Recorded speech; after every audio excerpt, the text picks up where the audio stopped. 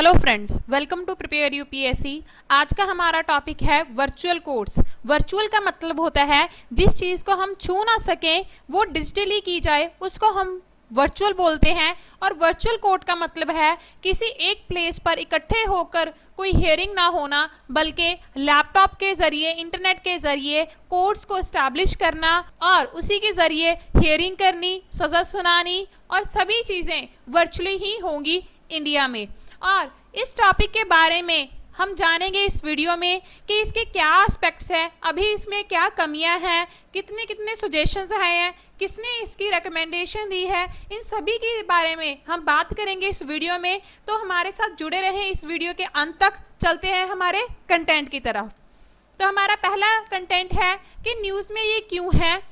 Parliamentary standing committee जो है personnel public grievance law and justice की, जो ये कमेटी है, इन्होंने अपनी रिपोर्ट सबमिट की है कि जो वर्चुअल कोर्ट हैं उनकी फंक्शनिंग के रिलेटेड कि वो वीडियो कॉन्फ्रेंसिंग के थ्रू हो सकती है, क्योंकि कोविड-19 के कारण सभी जगह आना जाना बहुत मुश्किल हो रहा है, बहुत ज़्यादा रिस्ट्रिक्शंस लगी हुई हैं।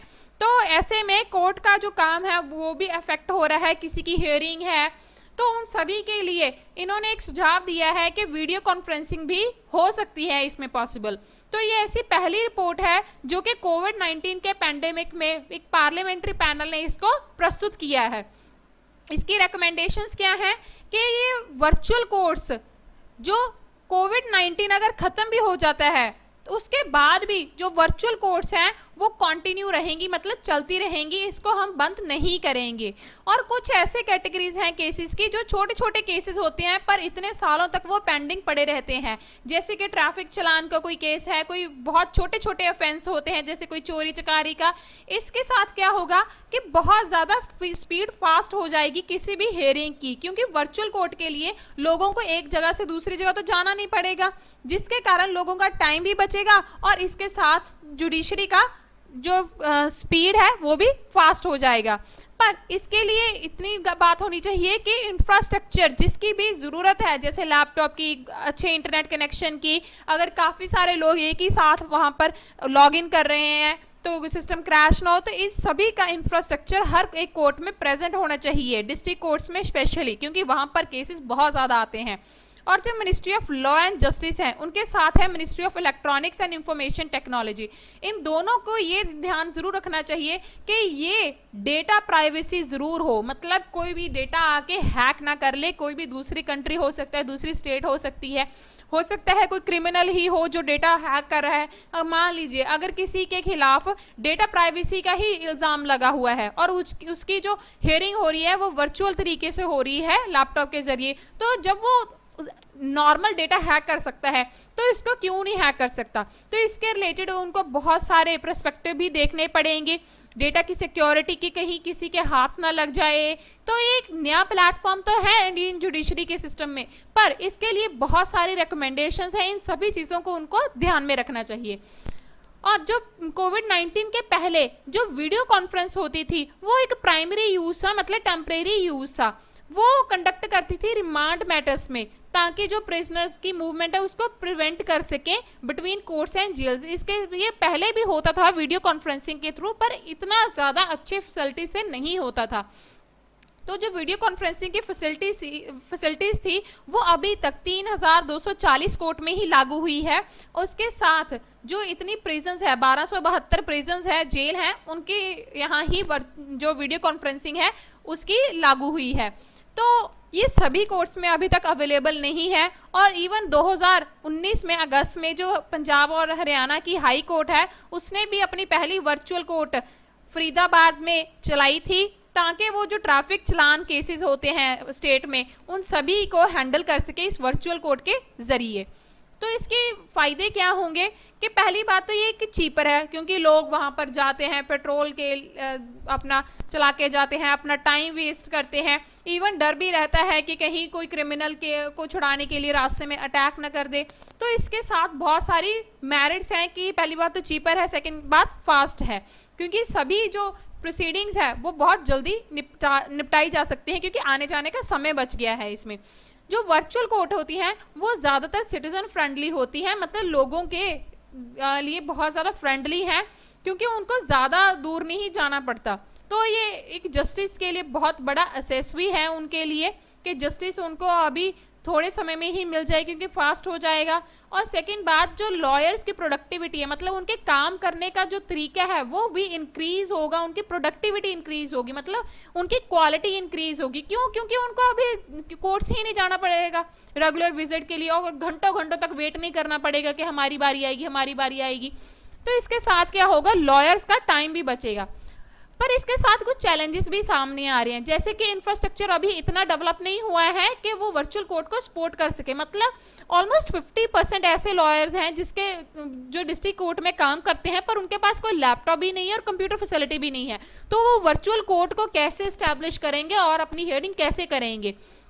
काफ़ी सारे विटनेसेस ये भी कहते हैं कि जो वर्चुअल कोर्ट की हियरिंग होती है, स्पेशली पीक आवर्स, मतलब जिस समय में सबसे ज़्यादा हियरिंग सुनी जाती हैं, मान लीजिए जैसे सपोज करें 10 to 2, ये एक टाइम पीरियड मान लेते हैं जिसमें सबसे ज़्यादा हियरिंग सुनी जाती हैं। पर ये उसमें ये प्रॉब्लम आएगी कि काफ़ी सारे लोग उस वीडियो कॉन्फ्रेंसिंग सिस्टम में लॉग इन करेंगे कि हमें भी ज्वाइन करना है, पर उसके ज्वाइन करने से वो साइट इतनी हैवी हो जाती है कि वो क्रैश हो जाती है, जिसके कारण सारी वीडियो कॉन्फ्रेंसिंग रुक जाती है और उसके साथ सभी का समय खराब होता है।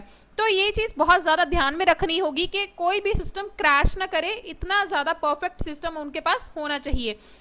लास्ट बात यह है कि वर्चुअल कोर्ट्स के पास डेटा की प्राइवेसी के भी मेजर्स होने चाहिए। आगे है हमारे वर्चुअल कोर्ट्स के बारे में कि ये क्या है। ये एक कंसेप्ट है जो कि एम करता है, जिसका मेन मुद्दा है जो लॉयर है उसकी कोर्ट में प्रेजेंस खत्म करनी, मतलब एलिमिनेट करनी। मतलब कि लॉयर जो है वो अपने ऑफिस में बैठकर कोई भी हियरिंग कर सकता है, केसेस ऑनलाइन कर सकता है। तो ये ई कोर्ट है, इलेक्ट्रॉनिक कोर्ट है। इसका मतलब एक ऐसी लोकेशन जहां पर लॉ जो है मैटर करता है और ये क्वालिफाइड जजेस की प्रेजेंस में होगा और एक बहुत अच्छा टेक्निकल इंफ्रास्ट्रक्चर वहाँ पर होगा, जैसे कि लैपटॉप अच्छा होगा, इंटरनेट का कनेक्शन अच्छा होगा, डेटा प्राइवेसी भी होगी, कोई ऐसी साइट होगी जो कि हैवी ना हो इतने सारे लॉगिन करने के बाद। तो अच्छा इंफ्रास्ट्रक्चर भी होना चाहिए। और सजेशंस बार बार वही दे जा रहे हैं कि प्राइवेसी होनी चाहिए। उसके अलावा एक और है कि जो वर्चुअल कोर्ट्स हैं उनको एक्सटेंड करना चाहिए परमानेंटली काफ़ी सारे ट्रिब्यूनल्स के लिए भी, जैसे कि टेलीकॉम डिस्प्यूट होते हैं, अपीलेट ट्राइब्यूनल होते हैं, national company law appellate tribunal होते हैं। ये सभी पूरे कंट्री में होते हैं और इसके लिए लोगों को, पार्टीज को वहाँ पर आना ज़रूरी नहीं होता। तो ये वीडियो कॉन्फ्रेंसिंग के थ्रू, वर्चुअल कोर्ट के थ्रू भी सेट किए जा सकते हैं। तो इस प्रोजेक्ट में आता क्या क्या है, ये efficient and time bound citizen centric services, मतलब सिटीजन को मद्देनजर रख के किया जा रहा है, क्योंकि बहुत सारी एफिशिएंसी आ जाएगी और टाइम बाउंड प्रोजेक्ट होगा, जिसके साथ जो डिलीवरी है बहुत फास्ट हो जाएगी। इसके साथ जो डेवलप, इंस्टॉल एंड इम्प्लीमेंट करेगा जो decision support system in courts, मतलब कोर्ट्स में कुछ भी डेवलप करना, इंस्टॉल करना है और इम्प्लीमेंट करना है डिसीजन, वो इसके जरिए ही होना चाहिए। To automate the process to provide transparency and accessibility of information to its stake holders.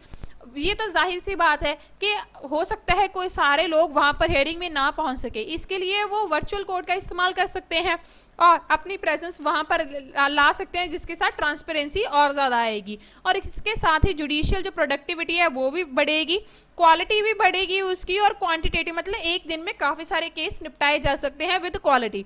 इसके साथ जो जस्टिस डिलीवरी सिस्टम है वो बहुत ज़्यादा अफोर्डेबल हो जाएगा, असेसिबल हो जाएगा, कॉस्ट इफेक्टिव हो जाएगा, प्रेडिक्टेबल, रिलायबल, कितने सारे इसके फ़ायदे हैं अगर ये लागू हो जाए। पर उसके साथ ही इसके कुछ नुकसान भी हैं, जैसे कि डेटा प्राइवेसी और क्रैश होना किसी भी साइट का। तो इन सभी के चीज़ों में भी ध्यान रखना चाहिए। तो यहीं तक था हमारा टॉपिक वर्चुअल कोर्ट्स के बारे में। अगर आपको ये हमारी वीडियो पसंद आई हो तो हमारे चैनल को ज़रूर लाइक या सब्सक्राइब करें। आप हमारे कमेंट सेक्शन में बता भी सकते हैं कि आपको ये वीडियो कैसी लगी। धन्यवाद।